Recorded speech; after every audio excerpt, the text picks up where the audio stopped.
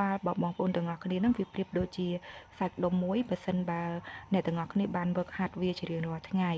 ដូច្នេះហើយអញថាការភ័យខ្លាចដែលមានដែនកំណត់គ្របដណ្ដប់លើអ្នកទាំងអស់គ្នាហ្នឹងគឺអានថាវាអាចរលាយបាត់បានបើសិនជាអ្នកទាំងអស់គ្នាមានការវឹកហាត់ខួរក្បាលបងប្អូនទាំងអស់គ្នាបានល្អរាល់ថ្ងៃអ្វីដែលសំខាន់ទៀតមើលឃើញថាការធ្វើជាម្ចាស់ការធ្វើជាម្ចាស់គំនិតរបស់អ្នកទាំងអស់គ្នាផ្ទាល់គឺនិយាយអំពីការធ្វើជាអ្នកបង្កើតជីវិតរបស់អ្នកទាំងអស់គ្នាអ្វីដែលសំខាន់ទៀតឃើញថាកន្លែងដែលខួរក្បាលរបស់អ្នកទាំងអស់គ្នាជួបនឹងបេះដូងរបស់អ្នកគឺជាកន្លែងដែលជាអភូតហេតុ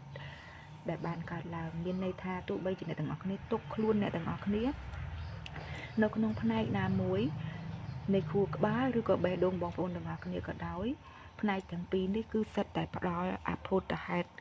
កើតឡើងសម្រាប់បងប្អូនទាំងអស់គ្នាដូច្នេះហើយនៅក្នុងនេះផ្ទាល់គេចង់ណែនាំអំពីសកម្មភាពរបស់បងប្អូនទាំងអស់គ្នាពាក់ព័ន្ធជាមួយនឹងព្រលឹងបងប្អូនទាំងអស់គ្នាផ្ទាល់ដូច្នេះហើយចូលអ្នកទាំងអស់គ្នាធ្វើជាម្ចាស់ចិត្តរបស់អ្នកមើលវីដេអូដែលបំផុសគំនិតល្អស្ដាប់បទចម្រៀងការអានសៀវភៅដែលផ្ដល់កម្លាំងចិត្តឬក៏សរសេរហេតុផលទាំងអស់ដែលមានភាពជឿជាក់លើខ្លួនឯងនិងក្តីសុបិនរបស់អ្នកដើម្បីឲ្យអ្នកទាំងអស់គ្នាបង្កើតក្តីសម័យដោយខ្លួនឯងនៅអ្វីដែលអ្នកទាំងអស់គ្នាចង់ធ្វើអ្វីដែលគេបានរៀបរាប់ឲ្យអ្នកទាំងអស់គ្នាមើលនេះគឺសុទ្ធតែផ្ដល់រឿងសំខាន់ដល់បងប្អូនទាំងអស់គ្នាមិនថាអ្នកទាំងអស់គ្នាចង់ទុកវានៅក្នុងខួរក្បាលឬក៏ទុកវានៅក្នុងបេះដូងទេសម្រាប់រឿងទាំងអស់ហ្នឹងវាសុទ្ធតែផ្ដល់អភូតហេតុកើតឡើងសម្រាប់បងប្អូនទាំងអស់គ្នាទាំងអស់គ្រាន់តែថាអ្នកទាំងអស់គ្នាត្រូវយល់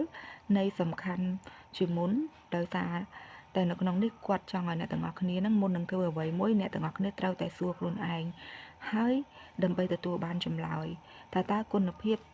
នៃការនិយាយដោយខ្លួនឯងគឺជាអ្វីដូច្នេះហើយចូលប្រើខួរក្បាលបងប្អូនទាំងអស់គ្នាវឹកហាត់រឿងជារៀងរាល់ថ្ងៃបងអ្នកទាំងអស់គ្នាមានន័យថាសកម្មភាពប្រចាំថ្ងៃរបស់បងប្អូនទាំងអស់គ្នាហ្នឹងណា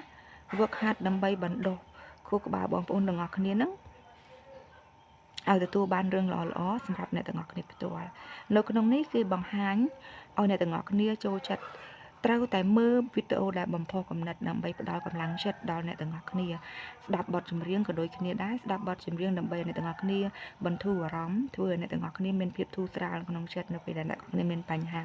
ហើយចូលអានសៀវភៅដើម្បីឲ្យអ្នកទាំងអស់គ្នាមានការចងចាំឬអានថាផ្ដល់កម្លាំងចិត្តឲ្យអ្នកទាំងអស់គ្នាបន្តដំណើរទៅមុខដូច្នេះហើយគឺគេឲ្យអ្នកទាំង